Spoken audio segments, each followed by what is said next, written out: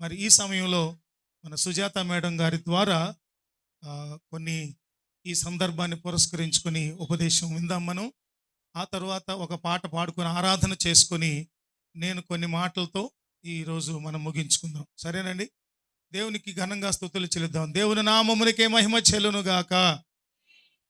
హల్లెలూయా అని చెప్పడం అంటే ఏంటంటే ప్రభువును స్తుతించడు అని అర్థం. ఒక పని చెప్పినట్లు. అప్పుడు మనం ఏం చేయాలంటే స్తోత్రం అనాలి.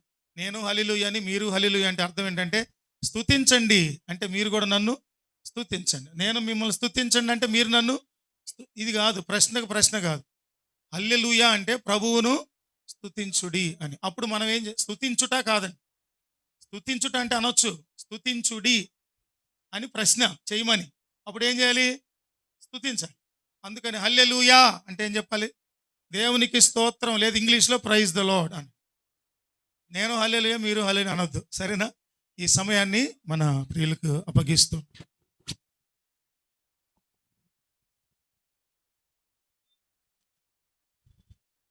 ఇదిరా. Praise the lord, praise the lord చెప్పండి అందరూ, నాకు చెప్పరా? Praise the lord. ఈ స్వాతంత్ర దినోత్సవము, చర్చి ఓపెనింగ్ సెరమనీ, ఈ రెండు డెడికేషన్ సెరమనీ రెండు ఒకే రోజు వచ్చినాయి. రెండు ఉత్సవాలు మనం చక్కగా సంతోషంగా ఫీస్టులు రెండు చేసుకుంటున్నాము. పాస్టర్మ్మ గారి బర్త్డే కూడా ఈరోజే అనుకుంటా చెప్పారు. ఆవిడకి జన్మదిన శుభాకాంక్షలు. అందరం మంచి హ్యాపీ మూడ్లో ఉన్నాం కదా. ఎందుకంటే స్వాతంత్ర దినోత్సవాన్ని ఎందుకు చేసుకుంటున్నాం చెప్పండి? మనము అంతకుముందు ఇండిపెండెన్స్ అనేది ఎప్పుడొచ్చింది? అంతకుముందు చెరలో ఉన్నాము, పట్టబడిన ఇదిలో ఉన్నాము, బానిస బ్రతుకులో ఉన్నాము. వేరే దేశాన్ని వచ్చి మనల్ని పరిపాలిస్తూ ఉంటే, వేరే దేశపు ఆ ఇంగ్లాండ్ వాళ్ళు, ఇంగ్లాండ్ రాణి మనకి రాష్ట్రపతి లేడు, ప్రధానమంత్రి లేరు, ఎవరు లేరు.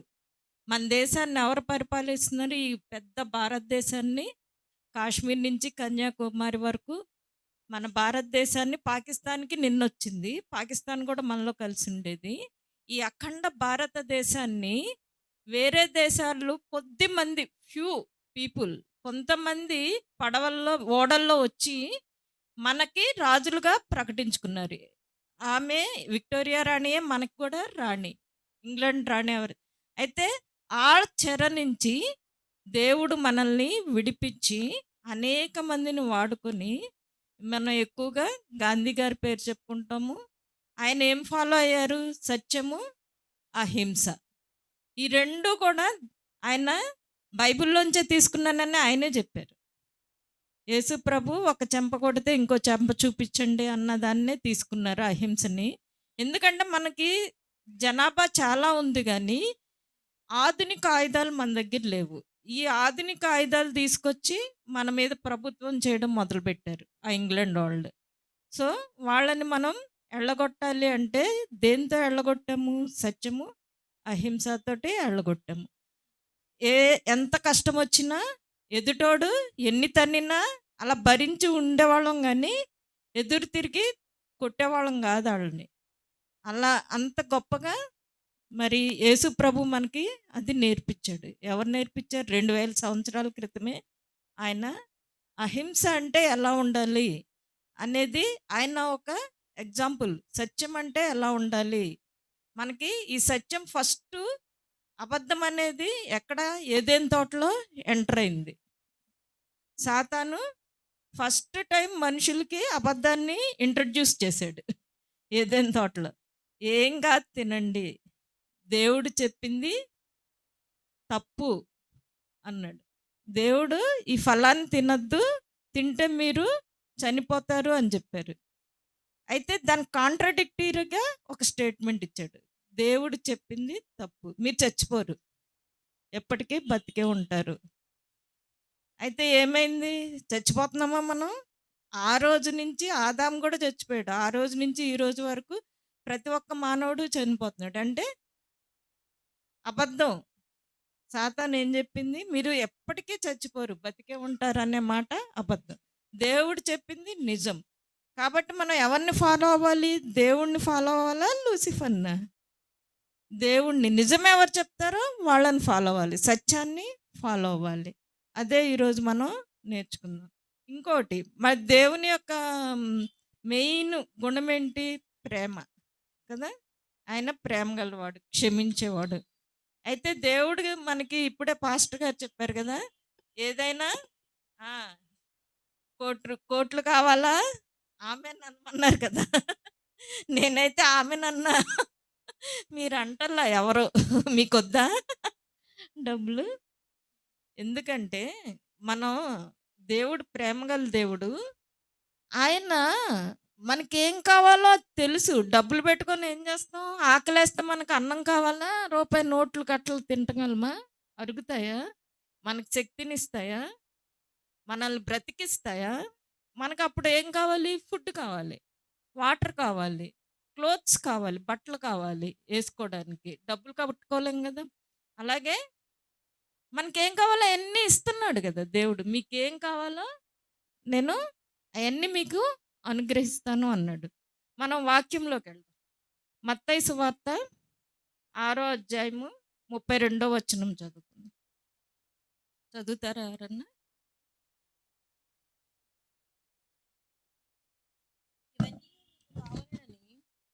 ఇవన్నీయు మీకు కావలెనని మీ పరలోకపు తండ్రికి తెలియను.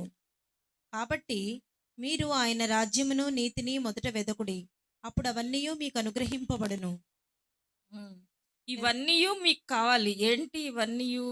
ఏమి కాబట్టి ఏమి తిందుమో, ఏమి ఏమి త్రాగుదుమో, ఏమి ధరించుకుందుమో అని చింతింపకుడి. అన్యజనులు వీటి విషయమై చింతిస్తారు గానీ, మీరైతే ఇవన్నీ మీకు కావాలని మీ తండ్రి తెలుసు కాబట్టి మనకి చింత అవసరం లేదు. మీరు చింతింపద్దు అంటున్నారు. మనకేం కావాలి అనేది మన దేవుడికి తెలుసా? తెలీదా? అయితే ఇక్కడ ఎవరికి తెలుసు మనకేం కావాలి అనేది? తండ్రికి. ఏ తండ్రికి? భూలోక తండ్రికి తెలుసు. ఆయన కూడా మన నాన్న మనకు అన్నీ అరేంజ్ చేస్తాడు కదా! మనకి ఫుడ్డు, బట్టలు, స్కూల్ ఫీజులు, ఆ తర్వాత పెద్దయితే పెళ్ళిళ్ళు అన్నీ చూసుకునేదెవరు? తల్లి, తండ్రి. అవునా కదా! అలాగే మనకు కావాల్సినయన్నీ ఎవరికి తెలుసని ఇక్కడ క్లియర్‌గా రాసింది? పరలోకపు తండ్రి. ఈరోజు మనం తండ్రి గురించి చెప్తున్నాం. పరలోకపు తండ్రిని. మన తండ్రి ఎవరు? పరలోకపు తండ్రి. దేవుడు. ఆయన మీకు తండ్రే, నాకు తండ్రే, ఆదాముకి తండ్రే, అందరికీ తండ్రే. ఆదాం దగ్గర నుంచి ఈ రోజు వరకు పుట్టిన ప్రతి ఒక్కళ్ళకి తండ్రే. ప్రతి జీవికి తండ్రే. ప్రతి ప్రాణికి తండ్రే. ఆ పరలోకపు తండ్రి యొక్క లక్షణాలు ఆయన ఏం కోరుకుంటున్నాడు మన నుంచి? ఆయన మనకి ఏదో ఇస్తానంటున్నాడు కదా! మీకు అన్నీ తెలుసు మీకు ఇస్తానంటున్నాడు కదా! ఆయన ఏమి ఇస్తానంటున్నాడు మనకి? అయి చూద్దాం ఈరోజు. ఎక్కువ ఏం చెప్పను నేను. చాలా 3 పాయింట్లు ఇక్కడ రాసున్నాయి కదా! మీకు బట్టలిస్తాను. మీకు ఒక ఉంగరాన్నిస్తాను. మీకు ఉంగరం అంటే అధికారానికి చిహ్నము. మీకు అధికారాన్నిస్తాను. మీకు చెప్పులిస్తాను. షూస్. ఎందుకు అంటే మన మార్గాన్ని గైడ్ చేయడానికి మనకి షూస్ ఇస్తాను. ఈ 3 ఫీస్ట్ చేసుకుందాం మనందరం అని చెప్పారు. ఈ జస్ట్ ఈ 4 గురించి మనం చదువుకుందాం. చాలా సింపుల్‌గా ఒక 10 మినిట్స్‌లో చెప్పేస్తాను. మాథ్యూ 6:14 చదువు. మత్తయి సువార్త 6:14 చూస్తే మనుష్యుల అపరాధములను హ్మ్. మీరు క్షమించిన ఎడల మీ హ్మ్. పరలోకపు తండ్రియు మీ అపరాధములను క్షమించును. చాలండి. ఇక్కడ ఎవరిని మెన్షన్ చేస్తున్నారు? పరలోకపు తండ్రి. యేసు ప్రభు 4 సువార్తల్లోనే మనకు కనపడతారు. అవునా కాదా?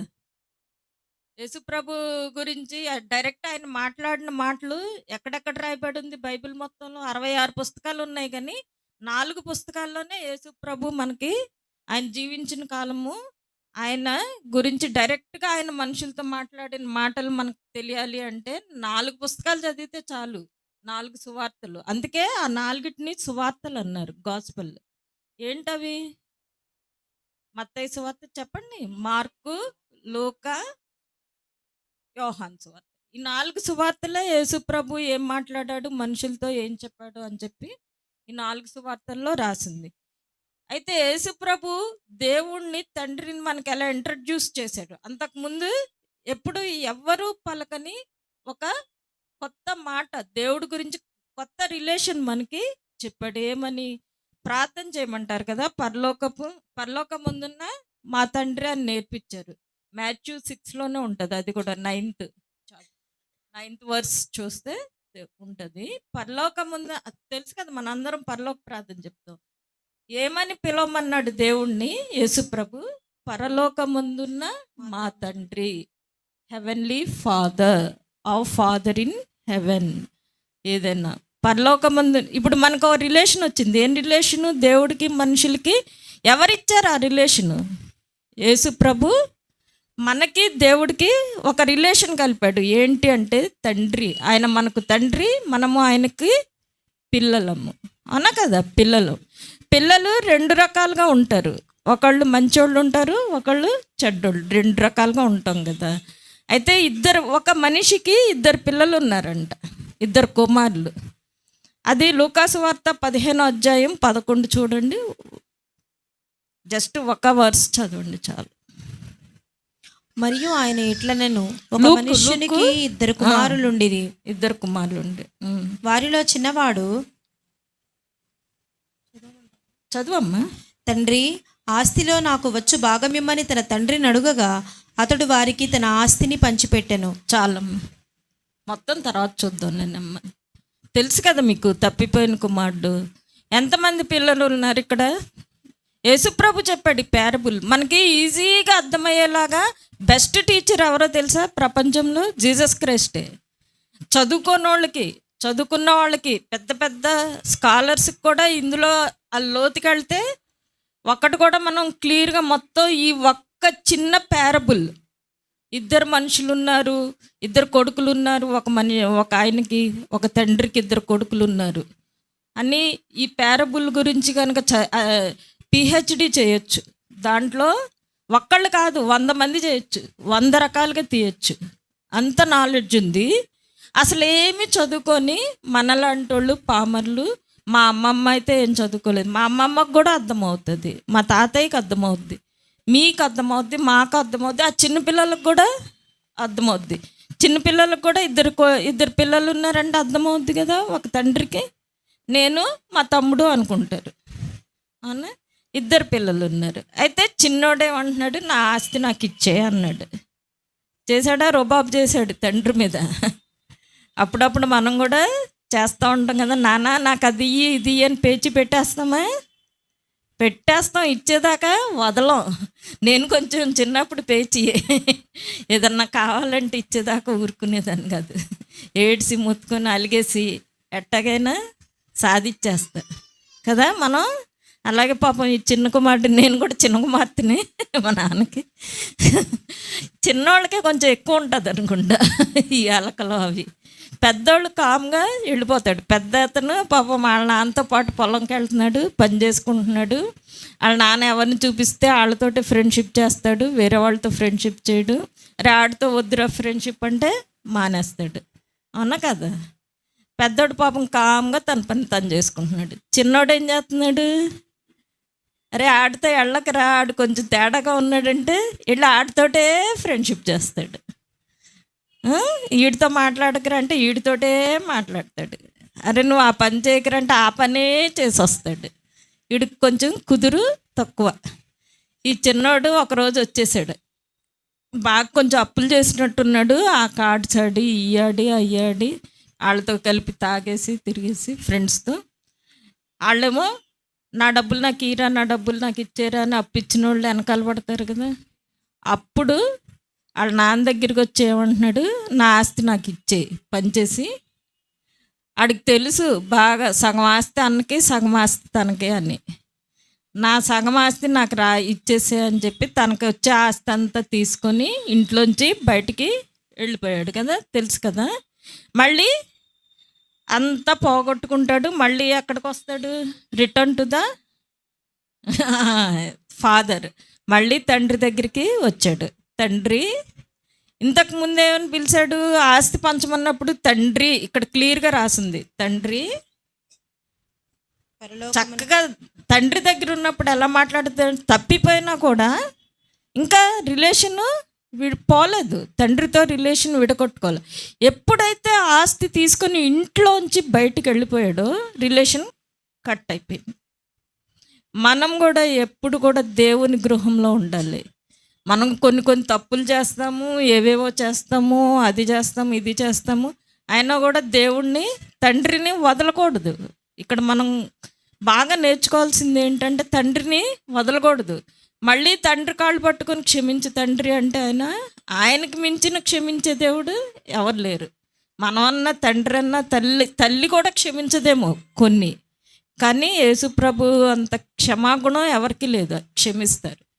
అయితే ఇక్కడ తండ్రి నా ఆస్తి ఇచ్చే అన్నవాడల్లా మళ్ళీ వెనక్కి తిరిగి వచ్చినప్పుడు ఏమంటున్నాడు? నీ ఇంట్లో పన్నోడిగా చేసుకున్నాను, ఇక నుంచి నిన్ను సార్ అని పిలుస్తా, బాస్ అని పిలుస్తా. ఏంటి మనం దేవుడితో మనం ఏ రిలేషన్లో ఉన్నామో చూసుకోండి. తండ్రి అని అడగండి అని యేసుప్రభు మనకు నేర్పించాడు. ఏమని అడుగుతున్నాం ప్రార్థన చేసేప్పుడు? తండ్రి నాకు అది, తండ్రి నాకు అది ఇస్తానంటున్నాడు కదా. ఇప్పుడే కదా చదివా, మీకేం కావాలో అవన్నీ నాకు తెలుసు, చింతింపకండి, అవన్నీ నేను మీకు ఇస్తానంటున్నాడు. మెయిన్ మనం ఇప్పుడే చూసాం కదా, ఏం కావాలంటే ఆహారం కావాలి ఫస్ట్, బట్టలు కావాలి వేసుకోవడానికి, ఉండడానికి ఒక ఇల్లు కావాలి, మెయిన్ కదా. ఇవన్నీ మనకు డబ్బులు ఇచ్చినా అయ్యే కొంటాం, బట్టలు కొనుక్కుంటాం, మంచి ఫుడ్ తింటాము, మంచి పెద్ద పెద్ద ఇళ్ళు కొనుక్కుంటాము, మంచి తిరగడానికి కార్లు కొనుక్కుంటాం. అంతకుమించి పెద్దగా మనం ఏం చేయగలం? అయితే ఇక్కడ చూస్తే మళ్ళీ తండ్రి దగ్గరికి వచ్చినప్పుడు, రిటర్న్ వచ్చినప్పుడు తండ్రి ఏం చేస్తున్నాడు? ఇదే ఈ భూలోకపు తండ్రి అయితే, మాకు తెలిసిన మా సొంత చెల్లి ఉంది, తను లవ్ మ్యారేజ్ చేసుకుంది, మా పిన్ని కూతురు. వాళ్ళ ఒక్కడే కొడుకు, వాళ్ళ అమ్మకి నాన్నకి ఆ పిల్లోడు. అయితే అతని పేరు చెప్పను కానీ తను పాలకొల్లు వాళ్ళది. వాళ్ళ నాన్న అమ్మ కోపంతో ఆస్తి అంతా వాళ్ళ పెద్దనాన్న కొడుక్కి రాస్తారు, అబ్బాయి పెద్దనాన్న కొడుక్కి. ఆడికి 3 ఆడపిల్లలు పుట్టారు. పిల్లలు పుట్టిన తర్వాత వాళ్ళ అమ్మోళ్ళ ఇంటికి పిల్లల్ని తీసుకెళ్ళాడు చూపిద్దామని. వాళ్ళ అమ్మోళ్ళు బాగా తబ్బిప్పైపోయి, మనవరాళ్ళు కదా, ఒక్కడే కొడుకు, వాళ్ళ హెయిర్స్ మరి తమ రక్తం అని ఆ పిల్లల్ని ఉంచుకున్నారు. అయితే ఇప్పుడు మళ్ళీ వెనక్కి తీసుకోవడానికి వీలు లేకుండా రాసేసాడంట ఆస్తి ఆ పిల్లోడికి. వాళ్ళిద్దరూ తన సొంత మనవరాళ్ళు వచ్చేసరికి వాళ్ళకి ఏమీ పెట్టలేకపోతున్నాము, ఏమీ ఇవ్వలేకపోతున్నాం అని బాగా కన్నీరు కార్చి ఏడ్చారు. అది మేము చూసాం మా కళ్ళ ముందర. అయితే ఇప్పుడు మరి ఈ కొడుకు వెనక్కి వచ్చేసాడు కదా, సగం ఆస్తి ఇచ్చేసాడుగా. ఈ తండ్రి ఏం చేయాలి మరి కొడుకుని? అరే నీ ఆస్తి అంతా నువ్వు పట్టుపోయా, నా దగ్గర ఏం లేదు, ఇంకా వచ్చి మీ అన్నయ్య దగ్గర పనోడ్లాగా, సేవకుళ్ళ కూలోడ్లాగా ఉండు అని చెప్పాడు ఈ తండ్రి. ఏం చెప్తున్నాడు మన తండ్రి? చూద్దాం ఏం చెప్తున్నాడు. 13 రాయమ్మ, 13 20 చదివా. వాడింకా దూరముగా ఉన్నప్పుడు తండ్రి వానిని చూచి కనికరపడి పరుగెత్తి వాని మెడ మీద పడి ముద్దు పెట్టుకొనెను. అప్పుడు ఆ కుమారుడు అతనితో, తండ్రి, నేను పరలోకమునకు విరోధముగాను నీ ఎదుటను పాపము చేసి తిని, ఇక మీదట నీ కుమారుడనని అనిపించుకొనుటకు యోగ్యుడను కాననెను. అయితే తండ్రి తన దాసులను చూచి ప్రశస్త వస్త్రము త్వరగా తెచ్చి వీనికి కట్టి, వీని చేతికి ఉంగరము పెట్టి, పాదములకు చెప్పులు తొడిగించుడి, క్రొవ్విన దూడను తెచ్చి వధించుడి, మనము తిని సంతోషపడుదుము. ఈ నా కుమారుడు చనిపోయి మరలా బ్రతికెను, తప్పిపోయి దొరికెనని చెప్పెను. అంతటా వారు సంతోషపడసాగిరి. ఇక్కడ ఏం చూస్తున్నావు? ఆ కుమారుడు ఎక్కడి నుంచి వచ్చాడు? పందుల్ని పెంచాడు. అప్పుడు దాకా పందు పట్టు కూడా తిన్నాడని రాసింది. పందుల పక్కన పడుకొని వచ్చాడు. ఎంత మురికిగా కంపు కొడుతూ ఉంటాడు పందులతో ఉన్నాడు. పంది ఎక్కడ ఉంటుంది? తెల్లారులేస్తే మురికి గుంటల్లోనే ఉంటుంది. ఆ పంది పక్కన పడుకొని వచ్చినోడు ఎంత కంపు కొడుతూ ఉంటాడు. అయితే కంపు కొడుతున్నాడు, వీడిని ముట్టుకోకూడదు, ముందు స్నానం చేయించి మంచి బట్టలు వేసాక పట్టుకుందాం అనుకున్నాడు ఆ తండ్రి. లేదు, ఆ కంపు కొడుతున్న పిల్లోడినే ఎందుకు తన కొడుకు, పిల్లలున్న తల్లికి తండ్రులకి అర్థమవుద్ది. తన పిల్లోడు ఎలా ఉన్నా కూడా ఎత్తుకొని ముద్దులు పెట్టుకుంటూ ఉంటాం కదా. ఆడికి స్నానం చేసి తయారు చేసాక ముద్దు పెడతామా ఎవరన్నా? బిడ్డను చూడగానే ఎత్తుకొని మనం తండ్రి వెనక్కి రాగానే కుమారుణ్ణి ఆ కంపులో అలా ఉండగానే స్నానం చేయకముందే రాగానే మెడ మీద ముద్దు పెట్టుకున్నాడంట.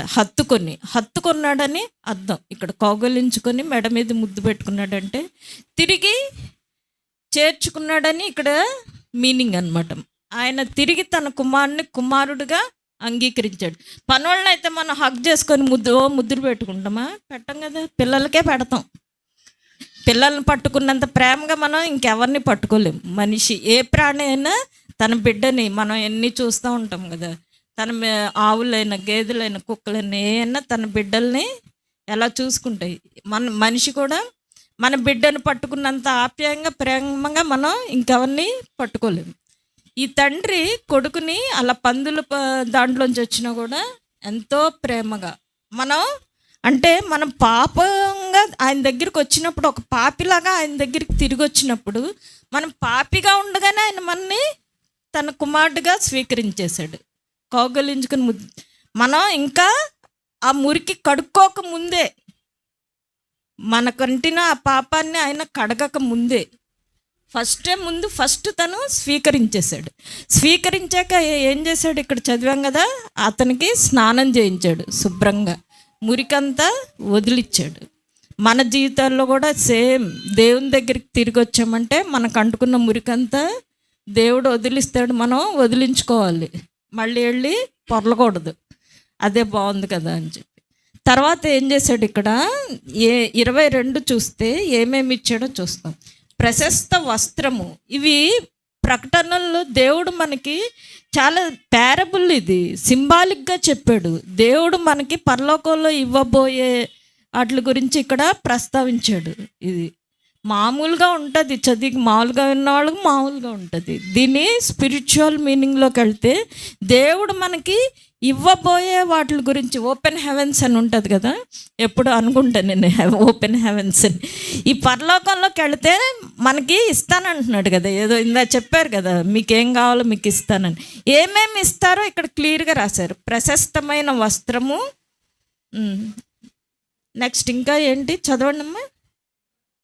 చేతికి ఉంగరము, పాదములకు చెప్పులు, కాళ్ళకు చెప్పులు. ఈ 3 ఇస్తాను.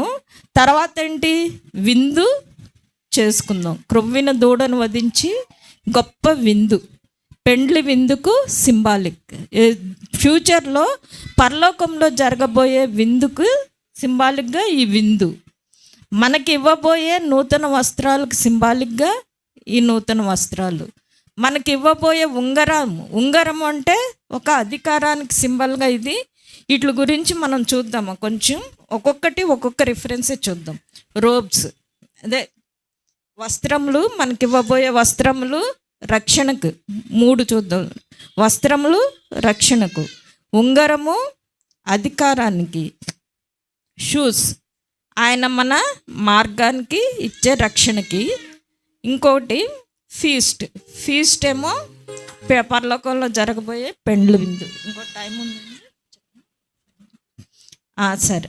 రెవల్యూషన్స్ 3:5 చూద్దాం. ప్రకటనలు 3:5. జయించువాడు అలాగున తెల్లని వస్త్రములు ధరించుకొనును, జీవగ్రంథములో నుండి అతని పేరు ఎంత మాత్రమును తుడుపు పెట్టక. జయించువాడు ఏం ధరించుకుంటాడు? తెల్లని వస్త్రములు, తెల్లని వస్త్రాలు. 19:8 కూడా చూడమ్మా. ప్రకటనలో 19:8. మరియు ఆమె ధరించుకొనుటకు ప్రకాశములను నిర్మలములనైన సన్నపు నారబట్టలు ఆమెకి ఇయ్యబడెను. చాలమ్మ. ధరించుకోవడానికి ప్రకాశమైన సన్నపు నార వస్త్రాలు ఎవరికి ఇవ్వబడినవి? సంఘ వధువునకు. యేసుప్రభు వరుడైతే సంఘము వధువు. ఆ సంఘానికి ఏమి ఇవ్వబడినాయి అంటే తెల్లని వస్త్రాలు. మనం ఒకసారి రక్షణలోకి వచ్చామంటే మనం అందరం తెల్లని వస్త్రాలు వేసుకుంటేనే, ఆ రక్షణ వస్త్రం ధరించుకుంటేనే మనకి పరలోకంలో ఎంట్రీ, లేకపోతే నో ఎంట్రీ. ఆ బట్టలు లేకపోతే యూనిఫామ్ అక్కడ యూనిఫామ్ లేకుండా వెళ్తే పిల్లల్ని ఇంటికి పంపించేస్తారు. మా స్కూల్లో అయితే వెనక్కి పంపించేస్తారు. నేను తెరీసాలో చదివాను చిన్నప్పుడు. ఈ తెల్లని వస్త్రాలు లేకపోతే మళ్ళీ నరకానికి వెనక్కి వెళ్ళిపోవాలి. ఎలాగోలా అలా దాక్కొని పాక్కుంటా దొంగలాగా ప్రవేశించిన పరలోకంలో నీ వస్త్రాలు చూపించు అంటే మనం కనుక రక్షణ వస్త్రం లేకుండా వెళ్తే వెనక్కి వెళ్ళిపోద్ది. అది కూడా ఒక పారబుల్ ఉంది. ఒకతను వస్త్రాలు లేకుండా వెళ్తే అతన్ని తీసుకెళ్ళి మళ్ళీ నరకంలో పడేశారు. మనం రక్షణ వస్త్రాన్ని ధరించుకోవాలి, తెల్లని వస్త్రాన్ని ధరించుకోవాలి. రింగు దగ్గరికి వచ్చేసరికి ఎస్తేరు గ్రంథంలో 8:8 చదవమ్మా. ఎస్తేరు 8:8. ఈ ఉంగరం అనేది ఒక అధికారానికి చిహ్నం.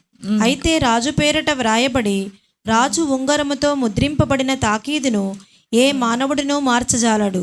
కాగా మీకిష్టమైనట్లు మీరు రాజునైనా నా పేరిట యూదుల పక్షమున తాకీదు వ్రాయించి రాజు ఉంగరముతో దాన్ని ముద్రించుడి. చాలమ్మా. ఉంగరముతో రాజు ఉంగరం ముద్ర వేశారంటే ఒకసారి ఒకటి రాసి దాన్ని మళ్ళీ వెనక్కి తీసుకోవడానికి లేదు. రాజు కూడా వెనక్కి తీసుకోలేడు. అలాంటి అధికారం ఒకసారి మనం మనకు అధికారం ఇస్తున్నాడు దేవుడు. మనం కనుక ఇక్కడ ఏది బంధిస్తే అది బంధించబడుతుంది. పరలోకంలో ఏది ఇప్పితే అది ఇప్పబడుద్ది అన్నారు కదా. అలా నువ్వు ఇక్కడ నీకొక అధికారాన్ని దేవుడు తన బిడ్డగా మారాక వస్త్రాన్ని ఇచ్చిన తర్వాత అధికారాన్ని ఇస్తున్నాడు. మనం దేన్ని బంధిస్తే అది ఇక్కడ బంధించబడుతుంది, దేన్ని ఇప్పితే అది. మరి మనం ఏం బంధించాలి? దేవదూతల్ని మనకు సహాయం చేసే వాటిని కాదు, దురాత్మల్ని దుష్టశక్తుల్ని బంధించాలి. మనకిచ్చిన అధికారాన్ని మనం వాడుకోవాలి. ఎస్తేరు వాడుకుందా? వాడుకొని తన జనాంగాన్ని అందరినీ కాపాడుకుంది. మన ఈ స్వాతంత్ర దినోత్సవం రోజు మరి మన అధికారాన్ని మనం వెనక్కి తీసుకున్నాం. ఇప్పుడు అధికారం మన దేశంలో మన జాతీయుల మధ్యకి వచ్చేసింది, భారతీయులకి. ఇదివరకు ఒకళ్ళ కింద బానిసలుగా ఉండేవాళ్ళం. ఇప్పుడు మనం ఇదివరకు సాతానికి బానిసలుగా ఉండేవాళ్ళం. ఎప్పుడైతే దేవుని బిడ్డలు అయిపోయామో మనకొక దేవుడు అధికారాన్ని ఇచ్చేసాడు ఆయన బిడ్డలుగా. మనం కూడా ఒక ముద్ర వేసామంటే దాన్ని ఎవరు ఏం చేయలేరు, తిప్పలేరు. అంత అధికారం, అంత గొప్ప అధికారం దేవుడు మనకి మనుషులకి ఇచ్చాడు. వేటి మీద? ఈ చేతబడి శక్తులు, ఈ సాతాన్లు ఏమి దేవుని బిడ్డలకి పనికిరావు. మన అధికారం ముందు అవి ఎందుకు పనికి వస్తాయి? మనం వెళ్ళంటే వెళ్ళిపోవాలి, కూర్చోంటే కూర్చోవాలి, నించోంటే నించోవాలి, అంతే కదా. ఇప్పుడు కలెక్టర్ గారు ఉన్నారు ఇక్కడ. ఒక కలెక్టర్ గారు ఏదన్నా ఆర్డర్ వేశారంటే మరి దానికి అగెనెస్ట్గా ఎవరన్నా వెళ్ళగలరా? ఎవరు వెళ్ళలేరు. పలానా చోటు గవర్నమెంట్కి ఇచ్చే నీ ల్యాండ్ అని ల్యాండ్ అక్విజిషన్స్ చేస్తూ ఉంటారు కదా. ఇక్కడ రోడ్డు వేయాలి ఇచ్చేయని ఆయన సర్క్యులర్ ఇచ్చేసి నోటీస్ ఇస్తారు. నేను ఇవ్వనంటే కుదురుద్దా? కుదరదు. అధికారం అది. దేవుడు మనకి అధికారాన్ని ఇచ్చాడు. దేని మీద అధికారాన్ని ఇచ్చాడు? ఈ భూలోక సంబంధంలో ఉన్న అన్నిటి మీద మనకి అధికారం ఇచ్చాడు. మనం ఆయన బిడ్డలుగా మన అధికారాన్ని మనం వాడుకొని మనకేం కావాలన్నా అడగండి ఇస్తానన్నారు. అడుగుదాం, మన అధికారంతో మనం అడుగుదాం. ఆయన బిడ్డలుగా ఆయన మనకి ఇస్తారు. అలాగే ఇంకొకటి షూస్ అంటే మనకి తెలుసు కదా, ప్రోవెబ్స్లో వాటిలో ఉంటుంది. ఒక్కటి చూసుకుందామా. ఎఫెసీ చూద్దాం. ఎఫెసీ 6:15. మన పాదాలకు సమాధానం అనే జోడు తొడుక్కుందాము. పీస్. షూస్ దేనికి సింబల్గా ఉన్నాయంటే పీస్. ఇంకోటి కూడా ఉంటుంది, మనం వేరే చోట కూడా చూస్తే, యాక్ట్స్లో కూడా చూస్తే, అది సిద్ధ మనసు అనే జోడును తొడుక్కోండి. అంటే మనం రెడీగా ఉన్నాం సువార్త చెప్పడానికి. దేవుడు ఎటు పంపితే అటు వెళ్ళడానికి, ఏ పని చేస్తే అటు నడవడానికి మేము మా షూస్ వేసుకుంటే ఏంటి? ఇంట్లో ఉన్నప్పుడు మనం షూస్ వేసుకుంటామా? పడుకునేప్పుడు, నిద్రపోయేప్పుడు వేసుకుంటామా? బయటకు వెళ్ళేప్పుడు డోర్ దగ్గర పెట్టుకుంటాం జనరల్గా. షూస్ వేసుకొని బయటకు వస్తాం. అంటే సువార్త చెప్పడానికి మేము సిద్ధ మనసుతో ఉన్నాము, రెడీగా ఉన్నాము అని చెప్పడానికి సింబాలిక్గా షూస్ వాడారు ఇక్కడ యాక్ట్స్లో, అపోస్తుల కార్యాల్లో. ఈ ఎఫెసీలకు రాసిన పత్రిక 6:15 చూస్తే, పాదములకు ఆ, సమాధాన సువార్త వలనైన సిద్ధ మనస్సును జోడు తొడుగుకొని చాలు. నిలువబడి పాదములకు ఏం జోడు తొడుక్కోవాలంట? సమాధాన సువార్త వలన సువార్త అనే సిద్ధ మనసు. మన మనసు సిద్ధంగా పెట్టుకోవాలి ఎప్పుడు. దేవుడు ఏ పని చెప్తే ఆ పని చేయడానికి మన మనసు అంటే మన మైండ్ దేవునికి అప్పచెప్పాలి. మన ఆలోచనలు అన్నీ ఆయనకు అప్పచెప్పి, ఆయన పలానా చోటుకి వెళ్ళి వాక్యం చెప్పు అన్నప్పుడు అక్కడికి వెళ్ళాలి, చెప్పాలి. ఇక్కడికి వెళ్ళి మరి ఆ వ్యక్తి ఎవరో దేవుడు చూపిస్తారు. వాళ్ళు అవసరత ఉంది, నీ అవసరత, అక్కడికి వెళ్ళు అని చెప్పినప్పుడు వెళ్ళాలి. ఆయన ఏ పని చెప్తే ఆ పని చేయడానికి సిద్ధంగా ఉండేది షూస్ని దేవుడు సింబాలిక్గా చెప్పారు ఇక్కడ. ఇంకొక లాస్ట్ చూద్దామంటే ఫీస్ట్ గురించి చూసామా? రెవల్యూషన్స్లో ఇందాక మనం చదివాం కదా, వస్త్రము అక్కడే ఉంటుంది. 19:8 చదవండి. ప్రకటనలు 19. ఆమె ధరించుకొనుటకు ప్రకాశములను నిర్మలములైన సన్నపు నారబట్టలు ఆమెకి ఇయ్యబడెను. 9 చదవమ్మా. 9 చదువు. మరియు అతడు నాతో ఇలాగూ చెప్పెను, గొర్రెపిల్ల పెండ్లి విందుకు పిలువబడిన వారు ధన్యులని వ్రాయము. చాలమ్మా. ఇక్కడ ఏం జరుగుతుందంట, వధువు సిద్ధంగా ఉంది, తెల్ల బట్టలు వేసుకొని నారబట్టలు, పరిశుద్ధుల నీతి క్రియలు, ఆ నారబట్టలు అక్కడ రాసి ఉంటుంది. పరిశుద్ధులు నీతి క్రియలు చేయకపోతే పాపం సంఘవధువుకి బట్టలు ఉండవు. కాబట్టి పరిశుద్ధులు మనం అందరూ ఏం చేయాలి? దేవుని బిడ్డలు నీతి క్రియలు చేయాలి. క్రియలు కూడా ఇంపార్టెంటే. నేను ప్రార్థన చేసా అంటే సరిపోదు, క్రియ చేయాలి, పని చేయాలి, దేవుని కోసం ఏదో ఒకటి చేయాలి, చిన్న పని అయినా. అవన్నీ కూడా దేవుడు కౌంట్ చేసి అక్కడ సంఘ వధువుకి వస్త్రాలుగా ఇస్తాడంట. పరిశుద్ధుల నీతి క్రియలు అనే వస్త్రాలు ధరించుకున్నది. ఇక్కడ పెండ్లి విందు సిద్ధంగా ఉంది. ఆ విందుకు పిలువబడిన వారు ధన్యులు. ఆ పెండ్లి విందులో మనందరం ఉండాలి. ఆ యేసు ప్రభు, సంఘవరుడు, సంఘము, వధువు, ఆ పెద్ద విందు జరగబోతుంది. ఇంకా అవ్వలేదు అది. రెండో రాకడలో మనం అంతా ఎత్తబడిన తర్వాత గొప్ప పెండ్లి విందు జరుగుతుంది అన్నమాట. ఆ పెండ్లి విందులో మనందరం ఉండాలి. మనందరం చనిపోతాం కదండి, అప్పుడు ఎలా వెళ్తాము విందుకి? డౌట్ వస్తుంది పిల్లలకి అందరికీ. మనకి పునరుద్ధానం ఉంది. యేసు ప్రభుయే మొదటి పునరుద్ధానం. ఆయన చనిపోయి తిరిగి లేచాడు మహిమ శరీరంతో. మన నిరీక్షణ కూడా అదే అందరిది. మనమందరము తిరిగి లేస్తాము. అప్పుడు 2 రకాలుగా వెళ్తాం. జీవ పునరుద్ధానం ఉంటుంది, మరణ పునరుద్ధానం ఉంటుంది. కొంతమంది నరకానికి వెళ్ళిపోతే, కొంతమంది దేవుని బిడ్డలందరూ పరలోకానికి వెళ్తారు, జీవ పునరుద్ధానం. అక్కడ పెండ్లి విందులో మనం అందరం పాల్గొంటాం. ఆ పెండ్లి విందుకు పిలువబడిన వారు ధన్యులు అంటాం. మరి దేవుడు మనకి ఏమేమి ఇస్తామన్నారో చూసాం కదా. ఇప్పుడు పెండ్లి విందు, వస్త్రాలు, అధికారము, ఉంగరము, వస్త్రాలు, ఉంగరము, షూస్, జోడు ప్లస్ ఫీస్ట్. ఆ ఫీస్ట్లో మనందరం మళ్ళీ కొన్ని సంవత్సరాల తర్వాత ఎప్పుడుకో జరుగుతుంది కదా, అప్పుడు అందరం అక్కడ కలుసుకోవాలి, ఆ ఫీస్ట్లో పార్టిసిపేట్ చేయాలి. ఇప్పుడు పాస్టర్ గారు ఫీస్ట్ రెడీ పెట్టినట్టున్నారు. ఇందులో కూడా అందరం పార్టిసిపేట్ చేస్తాము. మరి నాకు ఈ అవకాశం ఇచ్చిన పాస్టర్ గారికి, మణిప్రకాష్ గారికి కృతజ్ఞతలు తెలియజేస్తాను. Thank you very much.